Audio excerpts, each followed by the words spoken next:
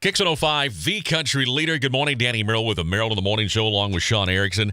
And, yesterday we talked about a story and posted it onto our website as well as our Facebook page that really took off. Got a lot of folks that were sharing it, making some comments about an individual in San Antonio, a guy named Rick Dyer, who made the claim that he had an encounter with Bigfoot and that he then later on went back out and using, I think, the lure or the bait of some pork ribs that he had bought, lured him back again, and then shot and killed him, and is now making the claim that he's going to be touring with this Bigfoot. And so, with all the different input that we received on our website and on phone calls, thought it would be a good idea to bring in an expert in this area. And we have Brian Brown with us, who is with the North American Wood Ape Conservancy. And Brian, good morning. Thank you for joining us today. Good morning to you. Thanks, Danny. Now, first, where are you in Minnesota, if I'm not mistaken? Yeah, actually, I'm in Minnesota, but the organization, the North American Wood Ape Conservancy, was founded and has operated for many years in Texas, Oklahoma, Louisiana, and Arkansas. That's where most of our operations are. Well, the reason I bring that up is kind of get off note here just for a second, is because a couple of nights ago we got down to 13 degrees and everybody was complaining. So I'm just kind of curious what it's been like in Minnesota. It's been ridiculously cold, even for Minnesota. The other morning I woke up and it was 22 below. And that's cold even for us, and we know from cold, but that's ridiculous. How do you function? Wow.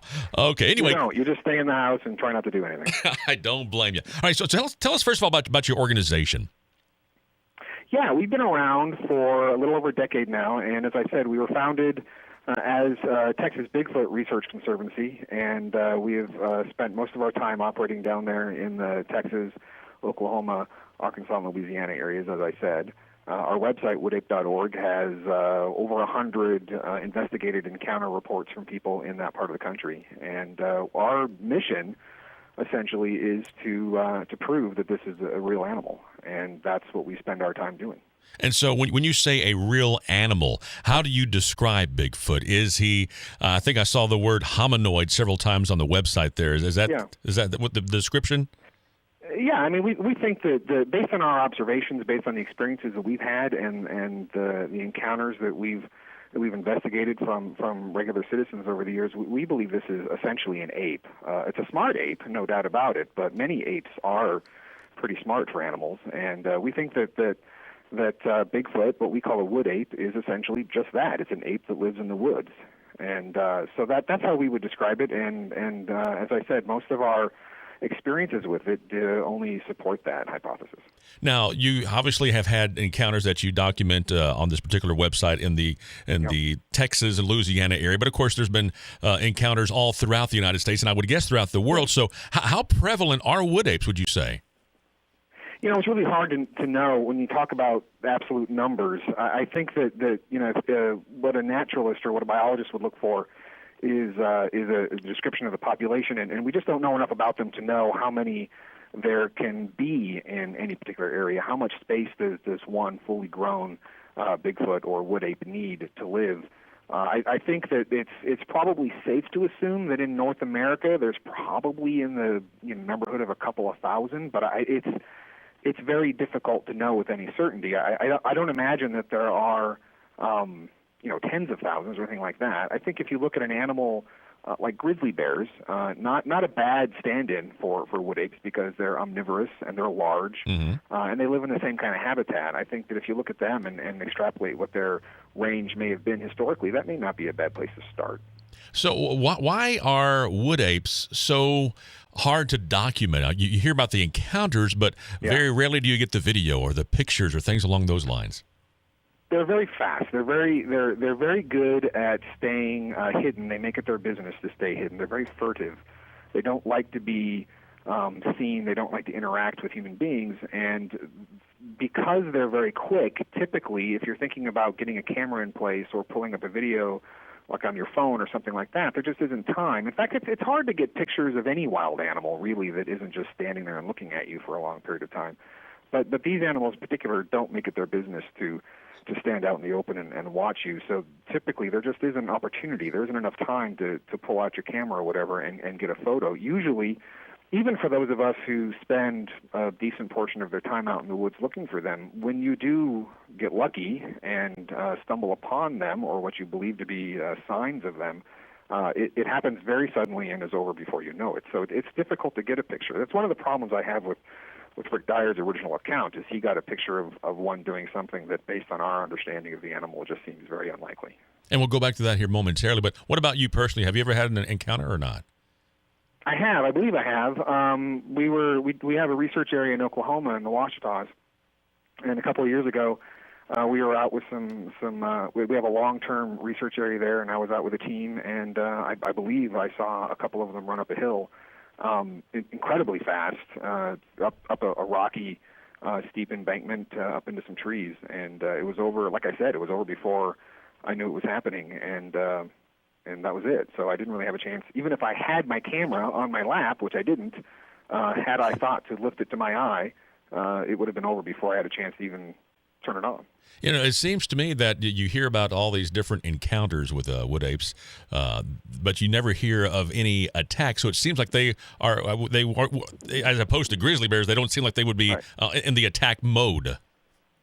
No, I don't think they are. I think that they aren't violent. I think that there's a lot of interest around that and a lot of concern on the parts of some people. But I don't think that we have any information, or our understanding of them based on our limited observations up to this point are that they will not be aggressive towards human beings unless given a reason to do so. I don't think it's in their nature. Of course, if you think about it, the animals that are that way, that were inhabiting North America when Europeans settled across the continent, a lot of them were wiped out. So it's part of their survival, habit, I should say, is to keep a low profile and not get up on our grill, because, grizzly bears are a really good example. That's an animal that would do that, and has, paid for that. Right. We can't survive around animals that are going to try to kill us. So just as part of our natural expansion across the continent, those animals have not fared as well. So it makes a certain amount of sense that the animal that stays low profile and or doesn't try to kill humans is one that would be able to live alongside them in the woods. Do you embrace the name Bigfoot, or do you prefer wood ape? Well, we prefer the term wood ape because we think it's more descriptive, and Bigfoot is a creation of the popular culture. The Bigfoot is an animal, actually a specific animal that was tracks were found around some construction equipment in Northern California. So the word Bigfoot was created to describe that one specific animal, and it just stuck in the culture. So what we don't like about it is that there's a connotation around the word Bigfoot that is not serious, and we are serious, and we believe this to be a real living animal. So we prefer to use a term that sounds like the name of an animal and not the name of a comic book character. And then that kind of leads me to my next area of questioning, as far, obviously, whether you use the term wood ape or certainly Bigfoot, there is that connotation, there is that kind of stigma that goes along with it, of people saying, well, kind of laughable at times. So how do you combat that? Well, I mean, you really can't. All we can do, and anything that I can do, and the people that I associate with, is just be who we are and say what we've experienced, and just put our information out there. At this point, we don't claim to have, or we don't think anyone has at this point provided the evidence necessary to prove these animals are real. Even all of our experiences, we don't think rise to that level. This is a question of science, and science demands proof. It demands hard physical proof.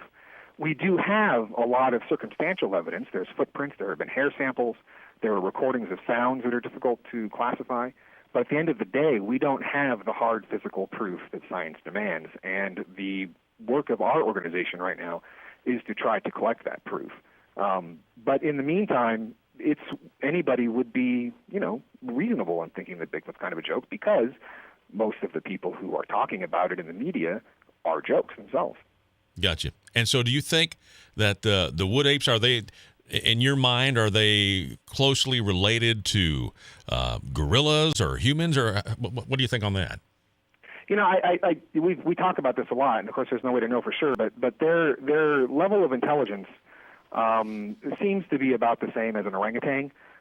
So I think that there's aspects to their behavior that we've observed that we believe to be true that seem sort of chimpish in the way that they behave, but they seem to be as intelligent as orangutans. Orangutans are incredibly smart. Orangutans have been known to steal motorboats.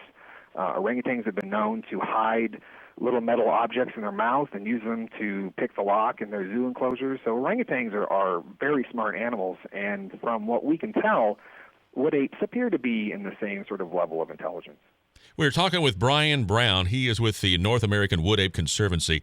Having the conversation kind of start off because of the information, the story that was out there yesterday that we put on the air about Rick Dyer, who is a hunter in San Antonio, or from the San Antonio area, that has made the claim that he shot and killed Bigfoot. And so given that story and that background, what do you know about that story, and what can you tell us your take on it is?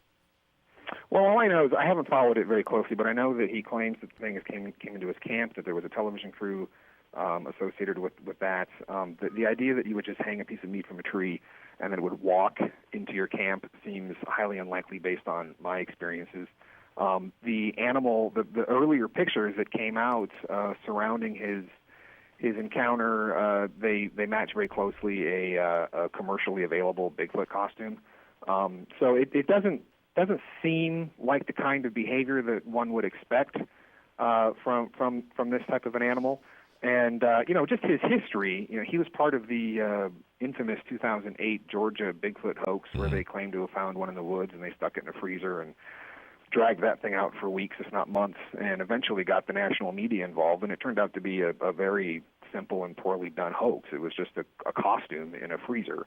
So his background does not give me a lot of confidence, but even the basic facts of the situation, they just don't smell quite right to me. I'm not saying it's impossible, but they don't seem to me to be the types of behaviors that I would expect from this animal. It would also seem that those that like in Rick Dyer's case, if he is going for his 15 minutes of fame by producing another hoax, I'm sure that is not a good reflection upon what it is that you guys are trying to accomplish. No, I would say Rick had his 15 minutes, and probably more than that. He's going to the well again. I mean, the man has said, if you go on the internet and search for this, he said he would hoax again. He said it after the Bigfoot in the freezer thing was shown to be a hoax. So I think he's doing that. I mean, what he's done here, to me, appears to be nothing more than a carnival sideshow prop. That's what it looks like in the pictures I've seen on the internet. It doesn't look anything like a real animal as far as I can tell. It looks completely fabricated. Right. And that would fit his modus operandi. I think that perhaps what we're seeing here is, part two of what he tried to do in '08, just with a bit more planning. I think what's sad about this is, something you've touched on. First of all, it makes those of us who are trying to be serious and adult in this field sort of guilty by association with people like him, because most people, most regular people who don't live and breathe this stuff aren't going to really spend a lot of time differentiating between Rick Dyer and the North American Wood Ape Conservancy. So that it does reflect poorly on everyone in this field who's trying to be serious. But also, sadly, if you go on Facebook and see the kinds of comments that are being posted, there's a surprising number of people who are putting a lot of faith in this guy, and that's also kind of disappointing, not just in the fact that they're going to be terribly disappointed themselves at some point, but that there are so many people drawn to this subject matter who aren't using their critical facilities very well, if you know what I mean. The website for the North American Wood Ape Conservancy is woodape.org, and I was visiting that earlier, and I was quite amazed at the number of encounters that have taken place in the piney woods of deep East Texas, anywhere from Tyler County to Angelina County to all around the area. Do you think there's quite a population in this area? There appears to be, and what's interesting is if you do a comparison between where the encounters happen and the rainfall map, the average annual rainfall map in Texas, you'll see that the most rainfall is where you find the most encounters, and that's something that you find all across the country. Where there are waterways, where there are large amounts of rain falling, you'll find large amounts of people saying that they've had encounters with things like Bigfoot. This is not conclusive, but it's very interesting. If Bigfoot was something that people were imagining or just inventing as they went along, you would think that there'd be a more sort of random distribution to the encounter reports, but there isn't a random distribution. One of the things you look for is heavy rainfall and wooded countryside. And when you find those things, you typically also find encounters with wood apes. Now, of course, we have a huge hunting population here, whether it be for deer or for dove or, exactly. So for those that are going out that aren't necessarily going out looking for a wood ape, are there some things that they should maybe be on the lookout for to confirm that they actually had one of these encounters?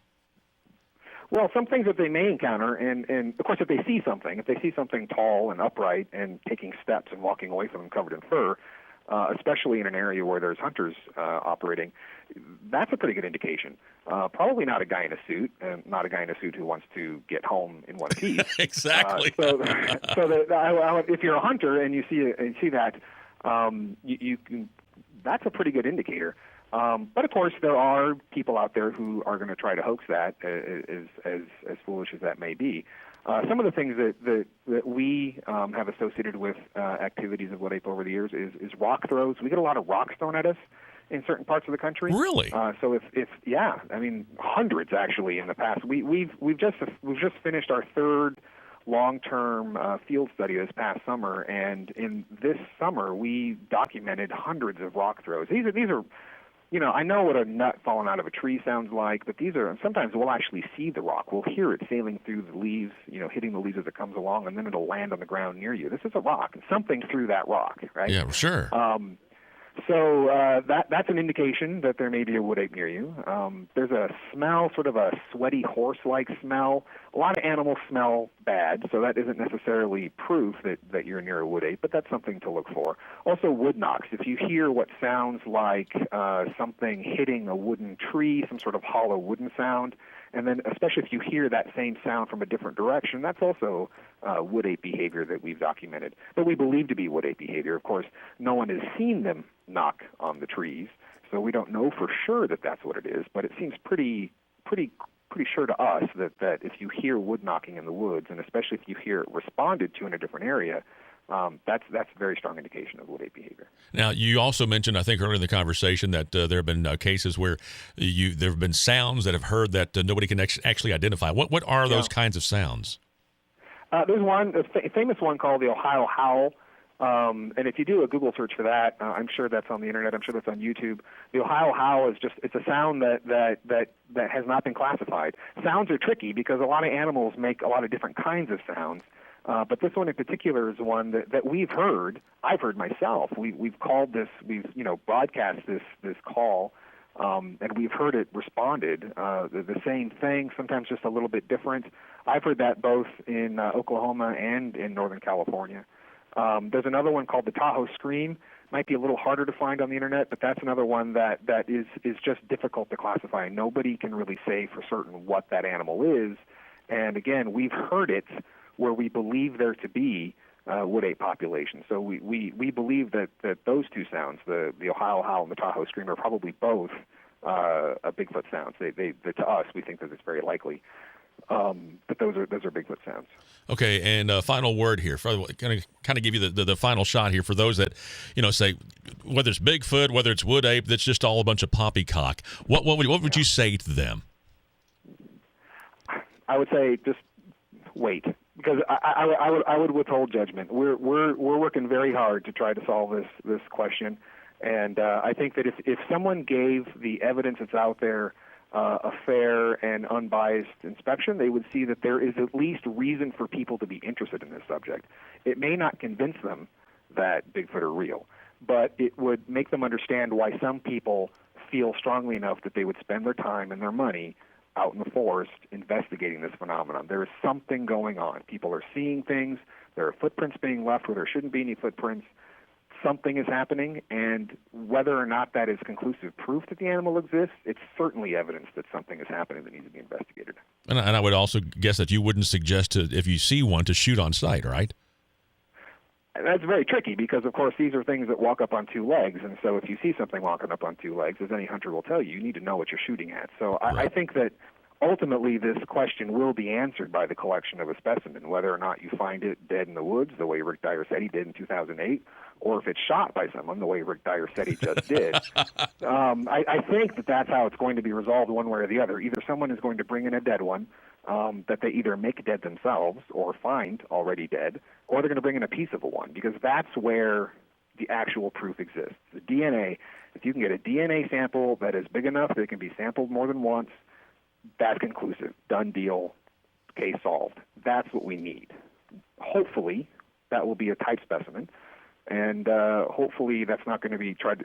Hopefully, someone will not try to collect that who doesn't know what they're doing, because, as I said, it's an upright figure. Walk through the woods. People do that too. So I would be very careful if I was someone out in the woods looking to shoot a Bigfoot. Certainly so. Once again, the website is woodape.org, North American Wood Ape Conservancy. We've been talking with Brian Brown. And Matt, thank you so